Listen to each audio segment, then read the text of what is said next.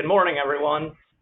On behalf of UHY, I'm Steve Wendling, and I'm glad you can join us this morning as we continue our executive briefing series, which until last month we had hosted without missing a beat for the past 20 years on the third Wednesday of every month. We're happy to be back, albeit virtually, and we'll continue to host our briefings each month going forward via webinar until such time we can once again meet in person. This morning, our topic is digital transformation, a two-pronged approach to realizing growth and acceleration. UHY's Cindy Hannafy and TwistThink's Bob Nemec will provide you with an understanding of how digital transformation can lead to enterprise growth, knowledge of key innovation principles and how to apply them, and insights on guiding your business towards success during these difficult times. Cindy is a managing director with UHY Consulting, leading the Transformation Solutions Group, and is a fellow UHY board member. Cindy has more than 20 years of experience analyzing existing operations and implementing the strategies as well as the processes and technologies to address enterprise-wide challenges. Bob is the managing partner at TwistThink, where he manages business strategy, day-to-day team leadership, and business development. In 2001, Bob created TwistThink as an experiment to test the belief and the value of twisting together the skills of design and technology for the purpose of innovation. Sue Heitz will now provide a brief overview of the webinar format before handing off to Cindy and Bob for their presentation. Sue? Thanks, Steve. So thank you for joining us today for this wonderful virtual event. Our run of show is going to be, we have 60 minutes slated for the presentation. 50 of that will be Bob and Cindy speaking. We've got 4 polling questions that we're going to be sending out to you throughout the presentation, so we'd appreciate you keep your eye out for those. We've allocated about 10 minutes for Q&A at the end. We are going to be recording today's presentation. So while you can see us, we can't see you, and everyone will be muted throughout the presentation, but we want to hear from you. So we're going to be sending you a survey at the very end. We're going to be sending you the slides as well as the recorded presentation. So if you look at the control panel, you'll see an area that says questions. If you just click that and expand it, you'll be able to see where you can enter in your questions throughout the presentation. If you specifically want the question to be answered by Bob or Cindy, just make note of that. And if not, then just enter your question. And if for whatever reason we run out of time and are unable to get to your question, we'll be sure to follow up with you afterwards with a personal response. So with that being said, I'm going to go ahead and pop off. I'll be back at the end with your questions. Bob, Cindy, take it away. Thank you, Sue. Thank you, Sue. Thank you, Steve. Really appreciate it. And thanks, everyone, for participating. It's good to be back presenting to the St. Louis and rest of the U.S. executive brief. Bob and I started working together not too long ago, started collaborating on a couple of different things, and we got into discussion on digital transformation. And you know, digital transformation means a lot of things to a lot of people. So we were exchanging definitions of what digital transformation meant to us. So in preparing for this executive brief, I found this great definition by Salesforce. Digital transformation is the process of using digital technologies to create new or modify existing business processes, culture, and customer experiences. Processes and technology. Could someone mute, please? Digital transformation begins and ends with how you think about and how you engage with customers. So let me just share with you some key objectives that Bob and I are going to talk about today. One is around smart companies. Smart companies invest wisely, right? Both around operational excellence and innovation, and they use digital transformation to fuel the continuous improvement by increasing automation, enhancing business processes. Bob?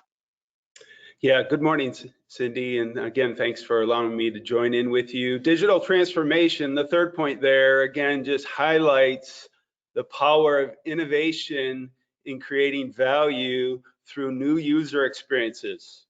And today, you're going to get a brief exposure to the all-powerful process of human-centered design, or what's sometimes referred to as design thinking. So again, the theme today, this morning, operational excellence and innovation excellence need to be leaned into together, and smart companies embrace both. Great. So operational excellence tends to focus on standardization, optimization, automation, cost reduction, and leaning out existing processes. And I like to think of innovation as coming up with entirely new ways to execute processes or create opportunities to create value for our customers, and sometimes even before the customers actually know that they need it. So, to get started, let's talk a little bit about where we are or where we were before our pre COVID state happened. So, in the last 60 months prior to COVID, we had economic prosperity. Sales growth were phenomenal for most companies. The corporate tax rate structure was reduced to 20%, and unemployment rates were lower than anything in the history. We were literally living the dream. So fast forward, we have COVID, and and uh, and it's had a huge impact on our companies and on our nation and us personally.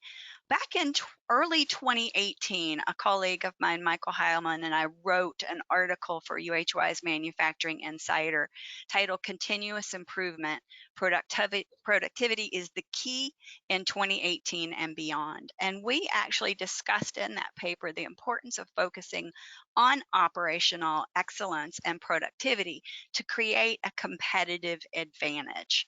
So if you think about it, in prosperous times, we tend to maximize our revenues. We focus on the revenues, generating that market share, growing that top line. In not so prosperous times, we tend to focus more around minimizing our costs and making ourselves more efficient. So our point in the paper was, why not both at the same time? So what I'm saying is that in times of economic prosperity, our focus on the sales sometimes camouflages our inefficient processes and technology because we're still making money, albeit not as much, but we're still making money. So it kind of, the focus and the priority is off of our operational efficiencies and it's on to our sales. When sales decline, like we're experiencing now, that onion is peeled back and those inefficiencies are magnified. So if you think, I'm running the teleprompter too. So if you look at our 2007 and 2017 productivity gains, we only had a slight 0.8% productivity growth, according to the U.S. Department of Labor. This was about the time that the article was written. So I got a little curious and I wanted to see, well, what have we done lately? So over the last 4 quarters, we've unfortunately had a 1.7% manufacturing productivity decline. And given our current focus, we anticipate that seeing these KPIs and the reductions in sales, that there will be an intense focus, and we're already seeing an intense focus around operational excellence. Some companies are still quite behind the 8 ball. So as we define operational excellence is a mindset, and it embraces principles and tools that help us create sustainable improvement within our organizations. And it has 2 components. One is an integrated management system, and the other is culture. And for those of you who have logged in on some of these talks before, we talk about continuous improvement and creating cultures and driving innovation through culture. So if you want to think about operational excellence, you are there, you achieve that when every member of your organization can see the flow and of value to the customer. Not only see it, but actually fix it when it needs to be fixed, and they improve that value, that flow of value, and they improve that delivery. So operational excellence is about reducing costs and increasing productivity in the workplace, but it's also creating those valuable products and services that your customers need, and it helps you achieve and sustain long-term growth. So operational excellence is a journey, and if you apply the right tools and the right processes and the right technology, uh, you will be successful in creating that ideal culture where your employees are empowered and motivated. So some examples of some integrated management systems. There's quite a few. There's many out there. Shingo, Okapi, Flex. A lot of you have heard of Lean or Lean Manufacturing, Six Sigma. The art here is Lean Manufacturing. The Toyota Way, you may have heard of that. And then I've shamelessly plugged in our integrated management system, OPMS, is called Optimal Performance Management System. So there are many out there. You may have created your own integrated management system as well. So I have one polling question for you to start with this morning, and I'm going to launch it and share it with you. You can click on your screens to answer. It's multiple choice, very easy. So I'm going to launch this, and the poll is, you should see the poll on your screen now. So the question is, what is the current state of your operational excellence program? Is it mature, entry level, growing, or you don't have one? So I'll give you a few seconds to quickly click on your answer. If you are having trouble answering the question or clicking on the screen, if you're in full screen, hit escape, answer the question, and then you can go back into full screen. All right, it looks like we've got some good responses. Okay, let me share this with everyone. So it looks like about 27% of those responding don't have a program. 12% have mature programs, and it looks like everybody else is in between, somewhere between entry level and growing. So if we think about those results and we think about the growth and the interest in operational excellence, we have seen a growing interest in operational excellence. A lot of studies out there that have been done, and one study done by some operational excellence, business transformation operational excellence summit, BTOES. The three major reasons why companies are interested in operational excellence is, number one, your customers are expecting more. I don't know about you, but my Amazon packages aren't arriving as quickly as they used to. I was very spoiled. So I have that expectation still that the delivery is as comes as quickly as it used to. Our landscape is more competitive. There's more options, especially as our companies are global. And then you have the impact of digitization, that digital transformation. Those are three key drivers. So if you think about the impact of digitization, that is around, why is that? That's around lean, standardized processes are more easily automated. So operational excellence and digital transformation go hand in hand. So if you look at that intersection, if you look at digital transformation powered by operational excellence, if you have a good strategy, great people, technology, and process in the right sequence, you will experience enhanced processes, automation, the flow of value, not only internally, but to your customers, and you'll experience meaningful growth as well. So I wanted to provide a few examples of some digital transformations and some operational excellence companies who have initiated some interesting OE and digital transformation initiatives. Chinese corporation TN1 Garments actually invested $20 million in a plant in Arkansas in 2018. They manned the plant with 21 robotic production lines. Now, each one of those production lines replaced about 17 people. The production facility will produce 1.2 million t-shirts per year, and they were able to actually reduce the labor per unit from $7.47 to 33 cents per unit. So implementing a well-defined robotic solution to a well-defined process. This particular one was pretty interesting because they were able to solve issues with the stretchy fabric and being able to handle the stretchy fabric through the production lines. So solving problems, they were able to reduce costs, increase production, and reduce labor. A large U.S. bank uses robotic process automation. If you don't know what that is, RPA is like code.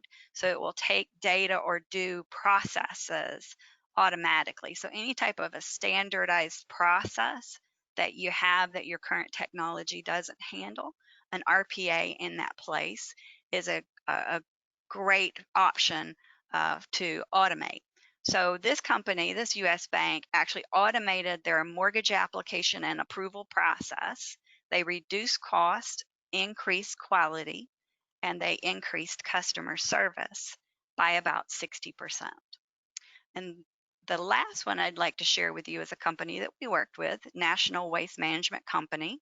We standardized their AP processes, capitalizing on their existing ERP technology, adding in RPAs and workflows, and we reduced the manual handling and processing of vendor invoices, and we were able to redeploy our FTEs. We reduced the FTEs from 36 down to about 8. So really good examples of how companies have leveraged looking at their processes, leaning those out, optimizing, standardizing, and then automating. So a little how-to. What I'm getting asked a lot lately is, how can I achieve operational excellence quickly in these times? What do I do? How do I get the most impact quickly? The UHY formed a crisis management team at the beginning of the COVID pandemic, and we brought together some of the smartest people I know from across the country and created a team of experts to help companies weather the storm, stop the bleeding, weather the storm, and emerge from the COVID crisis. And so this is some of the information that we provided in a variety of articles that are on our website. So how to quickly. One of the first things you can do is really start thinking about your own integrated management system. And this is a representation of ours. What's your vision? Where are you trying to go? What are you trying to achieve? What is the strategy that will support that vision? What are the goals and objectives? And short term, long term, if you're looking at something fast, if you're looking at stopping the bleeding, there's a lot of opportunities to implement new goals and objectives and to sustain your organization. But once you understand what your vision, your strategies, and your goals and objectives are, you develop around those measures and KPIs, because we've talked about this before. What gets measured gets done. And so once we know what those KPIs are, we drill those down to the individual employees and we empower them. This is where your culture comes into play. Publishing, you publish results. If you think what gets measured gets done, once you publish them, they really get done. So publishing those, creating behavioral routines where people come together to problem solve, to continuously improve, to share ideas. Those type of, number 4, communication type behavioral routines that you can pull your team together can solve problems. It's about putting a structure and a discipline around an integrated management system. So putting a starter in place is really key. So we have some articles around driving innovation through a culture of continuous improvement. We'll make those available to you. We'll email those out to you after the webinar. But it really goes into a nice discussion around putting that culture in place. The next step you can do is engage your people. Some of the best subject matter experts are within the four walls of your organization. We talked a little bit about setting up behavioral routines. We want to create that opportunity for ideation. Leave hats at the door, leave titles at the door, empower your people, reward your people. These, when you engage your folks and give them the ability to share their ideas, they start thinking and acting like owners. You know, one of the best ways that an employer can demonstrate respect for your employees is involving them in the improvements. You know, listening to them, taking their suggestions. They may not be the best suggestion, but one hair on an idea can foster the ideation and the growth and a long-term solution, and could be a stepping stone. Constantly experimenting and learning. Focusing on processes, being willing to make mistakes. I mean, this is the way the culture is created. It breeds ideation for innovation. So if you think about this, I love this quote: the destination of operational excellence is when every employee sees and fixes customer value flow without management intervention. So that is our goal, is to create that culture where everyone automatically sees the value, everybody fixes the value, and they don't have to be asked. So where do we go next? I got business processes, right? Where do I start? All right, there's a Pareto rule. I think everybody's heard of that 80-20 Pareto rule. I will guarantee you, if I sit down and look at and analyze all the processes end to end across your organization, I could pinpoint 20% of the processes that have the most impact to your organization. Those are the ones that you need to focus on, especially those that enhance a customer experience or customer value, and then prioritize that high value flow. And remember, standardization is key for digital transformation. So when I have my isolated 20%, I can get to work. So what do? Well, we go through our analysis. We look at our as is, we analyze our opportunities, we design what that to be is going to look like. Innovation comes inside of all of this, and Bob's going to talk about that in a few minutes. And then we transform. We use a lot of different tools when we're analyzing opportunities and we're leaning out processes. These can be done in some quick workshops. We use failure modes effects analysis as a great tool that you can use. So that's the process of quickly going through and identifying opportunities. Some could be low-hanging fruit, some could be a little bit longer in opportunity and time. So then what do? Well, look at your processes, laying them out, and how can your technology help you out? How can your technology automate those processes? So what we like to do is, if it's data related, what do you already have internally in your organization that could help you automate your processes, could help you digitize your products or your customer experience? One of the things I'm going to point out, we pointed out on an example with a waste management company, is your ERP system. And I know you've heard me say this before, but most companies only get about 20 to 30% out of their ERP systems. They only use about 20 to 30% of the capabilities within their ERP system. You paid so much for that technology and you're not using it well. Instead, you have people performing manual processes that your technology should do for you. Just like the waste management company, they were hand processing invoices, hundreds of thousands of invoices per month, using the existing technology that they already had and adding in some workflows and some RPAs. We were able to automate that. What do you have? Look at what you do need. Consider robotic process automation, robots in your manufacturing plants. Consider layouts, different layouts of your manufacturing plants as well. So assess that technology and apply it and get what you need. And I'm not a big Bill Gates fan, but I loved this quote from him. The first rule of any technology used in a business is that automation applied to an efficient operation will magnify that efficiency. On the converse to that, if you have an inefficient operation, that will magnify its inefficiency. So I've been going around for years saying, hey, if you have a really good process, an ERP automates those really good processes and makes them faster.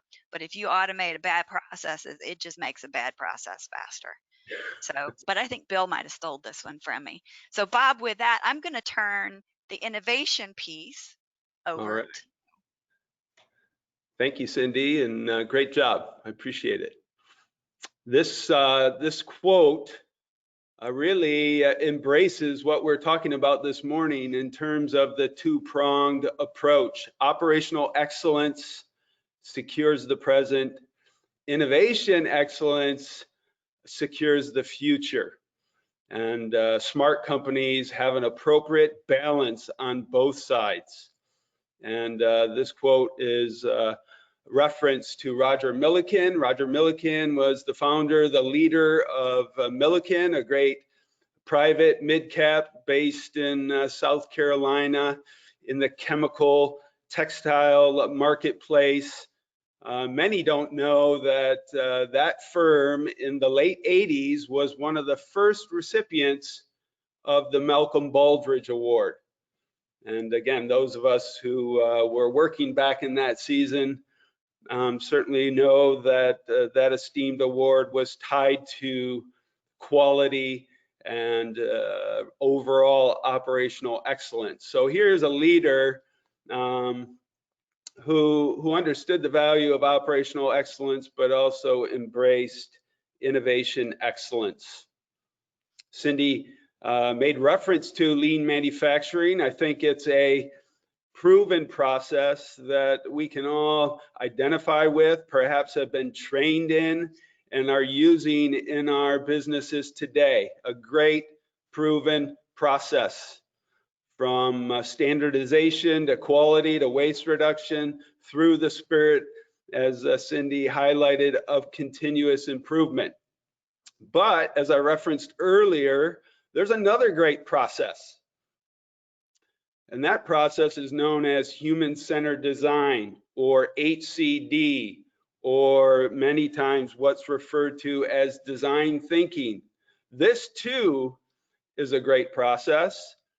And this too can create value for any organization. In fact, data in recent years would indicate companies that have embraced the process of HCD outperform their competitors. This is attributed in the S&P domain by a factor of 2. So this process packs a punch. And maybe before I go further, I just want to reference the poll question to the audience. Cindy, if you wouldn't mind pulling that simple question up. Do you have experience in developing solutions that create value using the process of human-centered design? We'll give you a moment to respond with a simple yes or no.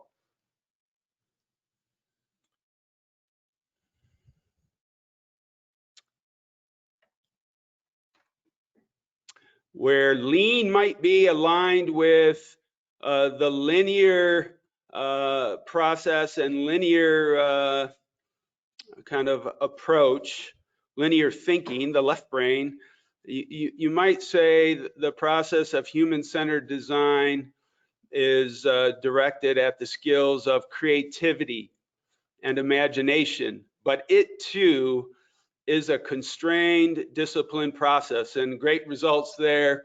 Again, maybe hinting that this process hasn't been fully embraced yet in organizations large or small like Lean has. And I think the spirit of Team TwistThink for 20 years is trying to expose and encourage and enlighten organizations to the power of human-centered design. So thank you for your quick response. Let's press on.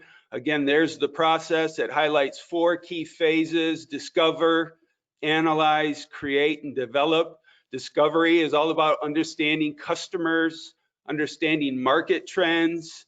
Analyze, which many times can be the most difficult part of the process, making sense or interpreting what has been identified in the discovery phase.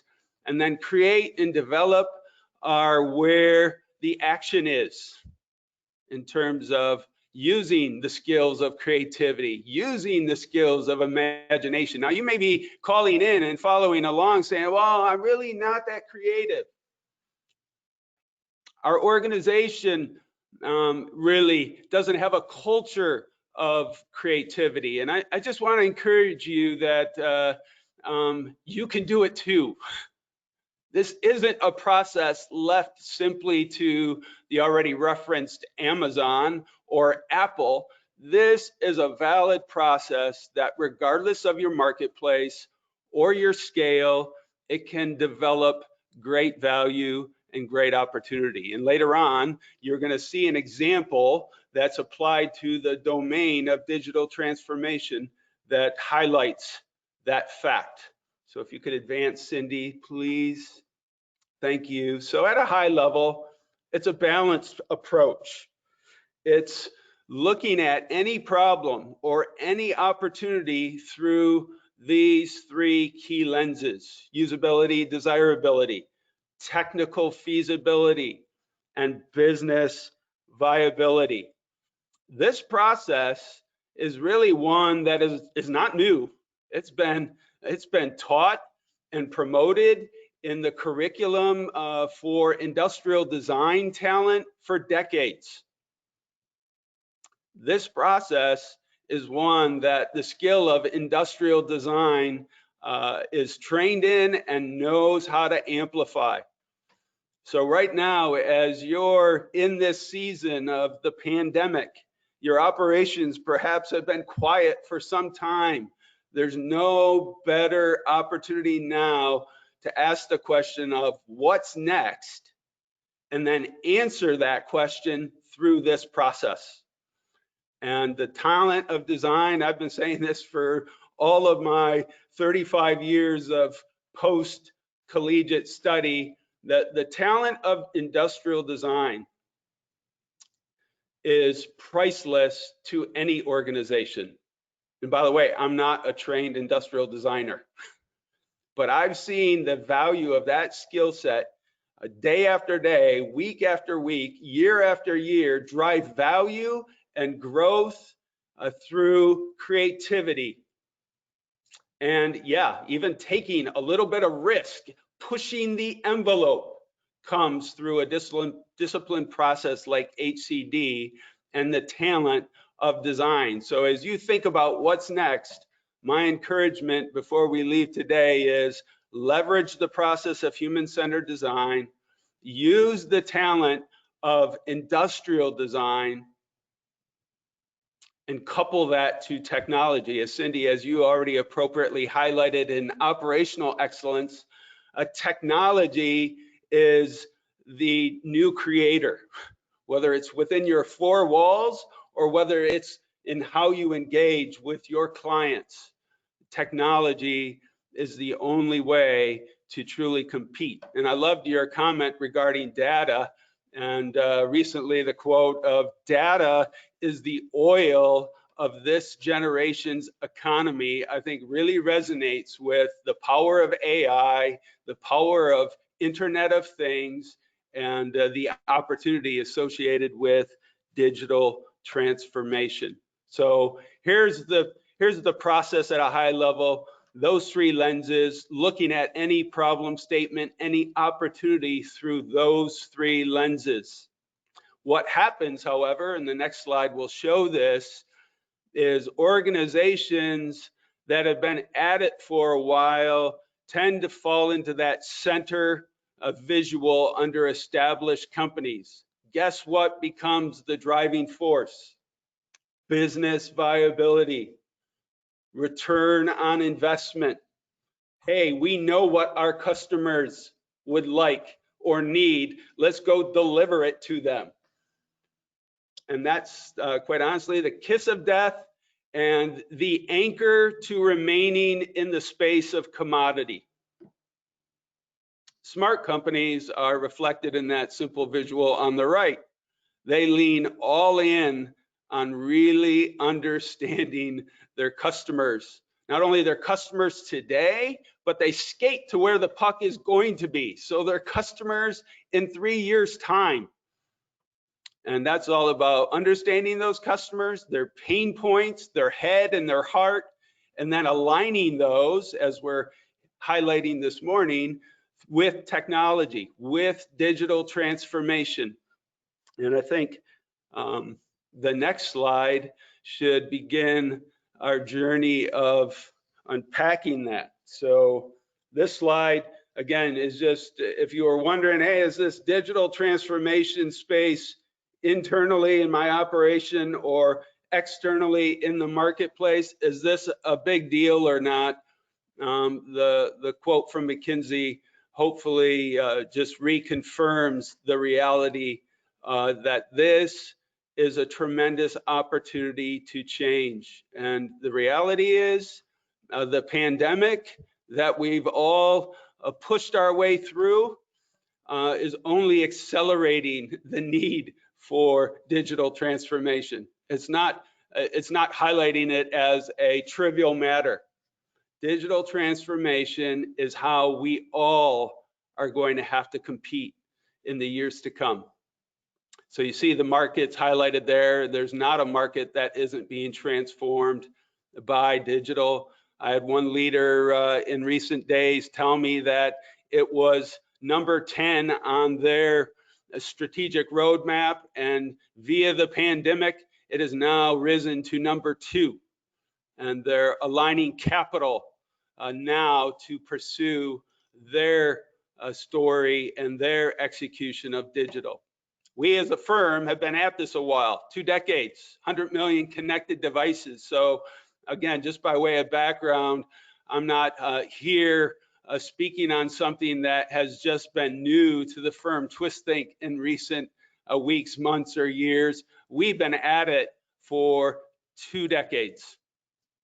Next slide, I think, should then begin to transition into a great case study. So here we go. The company, again, reference FLEXCO, a great private, mid-cap, 100-plus-year-old firm based in Chicago, known in the industry for manufacturing mechanical components used in conveyor systems. Exciting stuff. And very mechanically biased components. And so their challenges, and in 2017, their board launched the initiative and the directive to say, we need to change, we need to boldly change, we need to cross the digital chasm, and we need to respond to challenges as you see highlighted there. Capital downtime in any industry is a problem. They don't understand the insights of their stakeholders and their product when it's deployed globally in mines throughout the world. And then catastrophic events.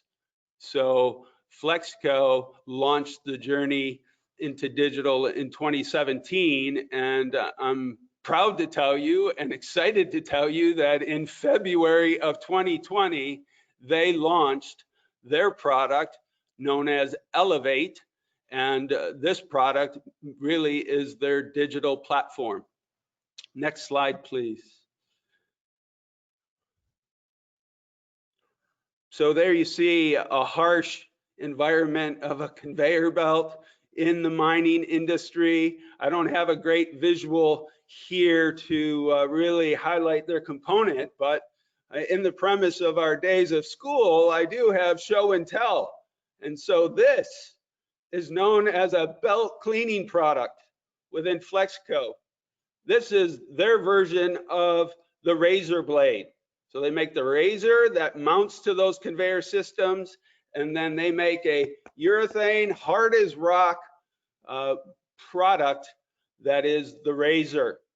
And it doesn't come this short, it comes in widths of a conveyor belt, and this product is designed to scrape those belts clean before the aggregate can have a chance to fall on precious capital equipment below it, destroying it or creating a downtime.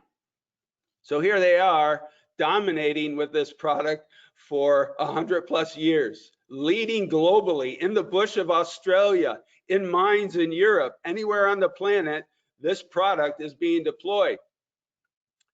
And what they saw as a competitive threat as they continue to grow, as they continue to scale, as mines continue to be leveraged throughout the world, is competitors would have their product installed on FLEXCO's razor. And it was this threat, as well as their desire to create a new user experience, that sent them on this digital initiative. So again, I just want to highlight a company that culturally, we talk so much about culture is big on the operational side, of course, and it's also a huge player on the dynamic of innovation too. And so here's a company that went through a significant transition in order to change their game. And the next slide just gives you a glimpse of HCD in action. So you see our team mixed with their team, their stakeholders, understanding their stakeholders, you know, like literally visualizing. This is again the power of industrial design, visualizing what do those stakeholders even look like, and what makes them smile in their job today, what makes them frown in their job today. That is the power of HCD, really understanding them. And you can't do it via focus groups in a conference room that's dimly lit and has poor air quality and lame coffee. You gotta strap on your boots and hit the road with those stakeholders to really understand where they're coming from. And this process of HCD, having empathy, getting to the heart of a matter, is what then allows us, so you see discovery and analyze going on here. And again, this is a messy graphic. I apologize for that. But you know what? HCD as a process can be quite a messy and hard process too. But that's okay. This is before hardcore development is being done. So if you're going to be messy, this is the time to do it. And if you're going to uncover opportunities for new experiences via digital transformation, this is where it happens. So this journey map highlights all of the stakeholders and really gets to identifying pain points. Wherever you see a pain point, that's where the opportunity to innovate is richest. So there's kind of just a little bit of trying to share with you the process of HCD applied to a great company like FLEXCO. And then the next slide certainly highlights the outcome. So you see smart looking chap there with his iPad in hand, and now he's receiving live data occurring at his location and any other location within that mining company. Live data on the state of this razor blade, excuse me, right? So he knows via technology the condition of this, and he knows when this product is reaching a point of failure. So rather it being reactive maintenance, he's now leaning into the game and leaning into the mine with proactive and predictive maintenance. And it's all being done by what you see there, that edge device in the picture, or that edge device, this hardy looking product, 10-year battery life, can be deployed out of the box anywhere in the world and linked to a cloud anywhere in the world. So this device has the intelligence, has the algorithms, and has the ability to monitor the life of this belt cleaning product. That's the power of the edge, pushing data to the cloud, and then creating a great experience on the back end. This is what we would cite as digital transformation under the link of innovation excellence. A whole new user experience for each of the stakeholders. Smart companies go after that. And this process will get you there every single time. There's no guesswork. Innovating isn't spending a half a day in a conference room with a box of donuts from Tim Hortons and more of that lame corporate coffee and talking about a brainstorming session. You can't innovate that way. And you can't innovate on your own. You need partners. You need an extended team that can help fuel the practice and the process and the outcome. Next slide, please. I think ends on a great quote from a great leader. Do you want your polling question? Oh, thank you. I got so excited. I missed my polling question. So here comes another polling question. And this one, again, is quite simple. Do you see an opportunity to leverage data to enhance your product or service? Again, yes or no? Do you see it? Give you just a minute, and then we'll press on. We're doing pretty good on time, Cindy. I'm amazed that without any practice, we're gonna nail it. At least I hope we're gonna nail it. All right, let's see. Yeah, so there you go. Yeah. So you're all gonna help McKinsey build credibility in that 43 billion number by 2023. Well done. And hopefully that just validates, Cindy, the appropriateness of UHY highlighting this topic of digital transformation. We're all being impacted by it. Yes, indeed. Brace yourself. It's going to be awesome. So here's a great quote from another great leader. Bad companies are crushed by crisis. No surprise there. We all have our own favorite example that we can point to. Good companies kind of crawl across the finish line. They survive them. And great companies are improved by them. And, you know, for me, I think I speak for you, Cindy. I know I speak for your colleagues at UHY and mine at TwistThink. There's never been a more exciting time to be in industry or be in business than coming out of this pandemic. It's going to be great. And your clients need you to be great. And so does your team needs you to be great. That's why these themes, the two-pronged approach is so important. And your communities, we all live in great areas across the country. Our communities need us to be great too. And I just wish you all on this call great success in achieving that. Great, thank you, Bob. So hopefully you've gotten a lot out of talking a little bit about the culture of operational excellence. And I love the Roger Millikan quote of operational excellence secures the present and innovation secures the future. So that two-pronged approach gives you a competitive edge into the future. So Bob and I would like to end the webinar with a couple of things. We're going to ask some questions, get you guys to ask some questions. But we're offering a 2-hour focused workshop for your company to get into a deeper level of understanding around an application of a culture of operational excellence, as well as innovating with human-centered design. We can do it in webinar, or once we can all travel, we would love to do a live workshop. We'll do up to 20 people for $2,500. So we're going to offer that to you. Just answer the survey, and if you're interested in us, you know, meeting with your teams and talking about and helping you create or put a framework together around these 2 areas, we would be happy to do that.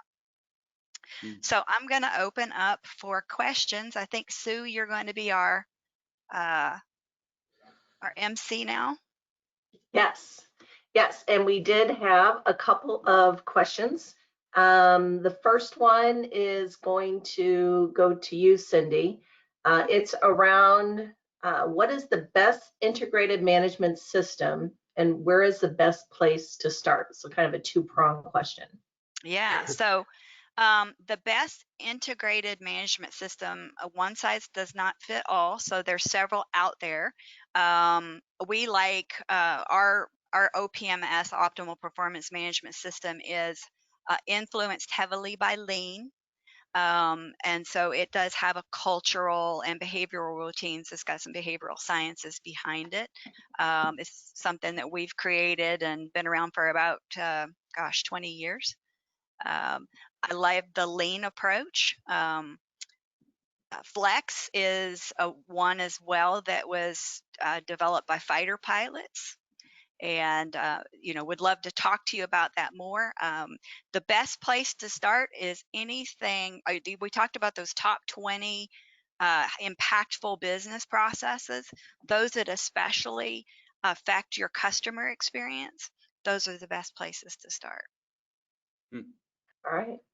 All right, great. And I have one for you, Bob. So have you seen the digital transformation impact companies during COVID-19? And do you believe that embracing digital has given them a competitive advantage? Well, FLEXCO went, if I could just use them as an example, they went public with announcing their digital product in late February, and then COVID hit. So in a sense, that's impacting them like it's impacting everyone. But the comment that I heard as they launched this product at their annual industry trade show called ConAg was, one, they're 4 years ahead of their competition in light of the investment that they've made over the last 2.5 years. And then two, the pandemic, as we all can relate to, is going to impact matters of business practice and travel.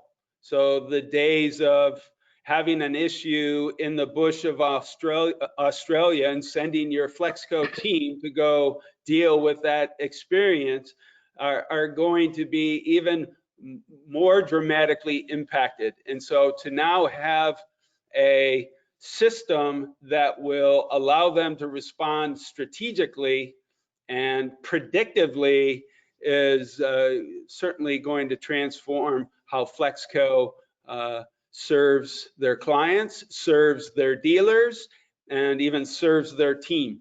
So fire drills are, in a sense, being quashed by this digital platform that they have launched. And I think that notion of being so easy to throw teammates on a plane to have them go to a client to either respond to an issue or respond to an opportunity. For some time, this pandemic is going to impact that. And as the respondents even in their answer to that second poll question know, that digital is going to be the means of them competing and creating great user experiences. Okay, fantastic. Cindy, I have another one that came in for you. This one says, culture seems to be one of the most challenging areas in developing an operational excellence mindset. What are the keys to success when developing and leveraging a foundational culture? Great question. So creating your values, leveraging off the values that your company has, putting a integrated management structure around it, and having those behavioral routines are critical. Consistency is most important. So if you are, you miss one meeting, then you open up the doors for missing the one behind it and the one behind it. And it's in those behavioral routines and those meetings is where your creativity starts to happen. So if you're trying to create a culture where you're teaching everyone to fix things, to recognize that continuous improvement, open door policies, bringing ideas to the table, you have to create the opportunity to do that regularly and consistently. So that's one of the key to success for creating that culture is never taking your foot off the pedal, putting a structure in place and constantly nursing it. It's kind of like reinforcing it with your children. You know, I have a little grandson that's 4 years old. We have to remind him 4 or 5 times till he finally gets it, but then it's consistent and it's a behavior he's learned, and so on and so forth. Same with us. The older we get, the more times it may take us. But it's having that consistent routine in place that is the key. If I could just, Sue, if it's all right, I wouldn't mind just piling on to that question around culture, because certainly when it comes to the two-pronged approach, it is all about the culture. And it is a mandate on the leadership of those organizations to embrace both. I think organizations are filled with teammates that want to do the right thing and are capable of doing the right thing. But sometimes, at least it's been my experience, that where it stops is because of the lack of C-suite alignment on, hey, what does digital transformation really mean to our business and our clients? And it's different. It requires change. And if we're all honest with each other, we all don't necessarily lean towards change, like wanting to change. But companies that reinvent themselves and take advantage of digital transformation internally and externally to reinvent their value proposition, those are the customers, those are the companies that are going to dominate for decades to come, without question. And that cultural leadership alignment, that's the key that unlocks the team to hit the field and actually execute. And I've seen, you know, we all have stories, especially in the consulting realm, of where you see it being done really well, and then you see other examples where you're like, oh, a great team that's actually being limited by the leadership. And you know, in a way, you're like, well, I'll try and help you along by nudging that. But we've seen in this domain of digital that the leaders who are in at the start and then stick with it, i.e. FLEXCO, they've had great leadership engaged, not doing all the work, but engaged kind of with their head and their heart for 2.5 years.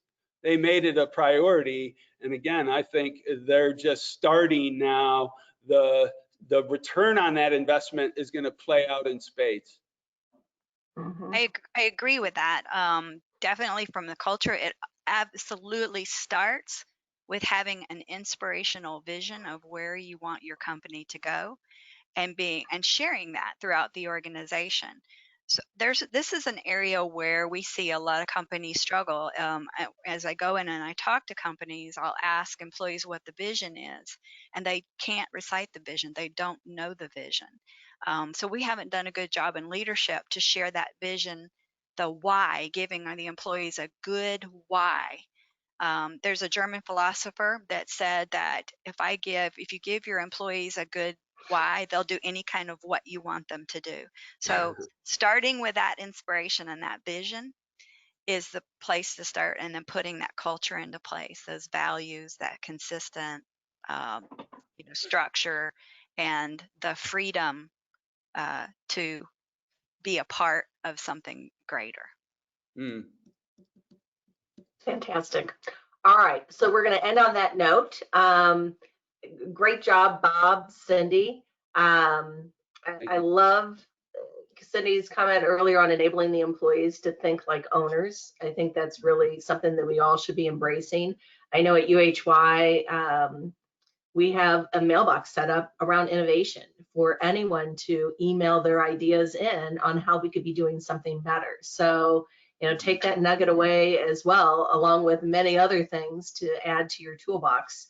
So I want everyone to mark your calendar for next month. We have June 17th slated for at 9 Central Time, slated for our next executive briefing. We are excited to have Chris Keel from Armada Corporate Intelligence. He normally comes in December, which he will be coming in December, but he's doing a special appearance for us in June to be able to give us a mid-year economic COVID presentation. So I think that's going to be fantastic. So thank you for spending your morning with us. You, as a reminder, you will receive the presentation, a recording, and some great articles around what we've talked about today. And we really appreciate you taking just a little bit of time and answering the survey we send you. So with that being said, have a wonderful week. Enjoy the rest of your day. And thank you for spending some time with us this morning. Bye, guys. Thank you, everyone. Thank you.